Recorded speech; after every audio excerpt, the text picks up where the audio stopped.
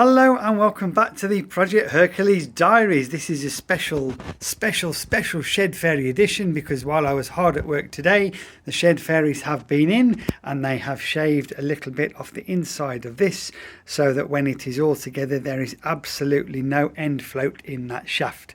And I've had a little push and a pull of it. It's absolutely spot on. That's how it's going to look when it is all bolted up together, and I think you'll agree it's quite different to anything you'll see on any other motorbike.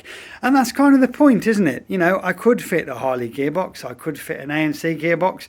A couple of people have asked, why don't you just fit a Harley box? Well, if you're going to go to the trouble of doing something a bit different with the engine, it seems to be a bit of a shame just to put a standard gearbox on.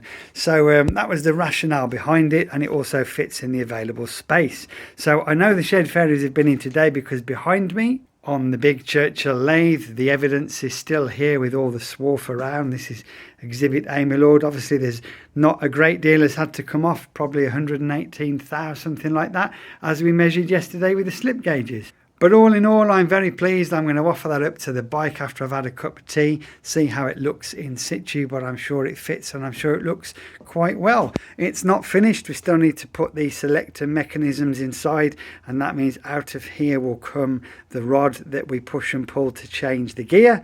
And equally, that also demonstrates quite well why the low speed cog has to be on this side, because if the high speed cog was on this side, there wouldn't be room for the gear chain shaft to come out here, and if we put the gear shaft so it comes out this side and make this the low speed sprocket, it's quite tight in there. It just wouldn't look that neat.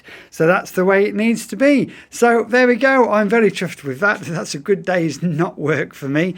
And as usual, thank you for watching. More updates will follow.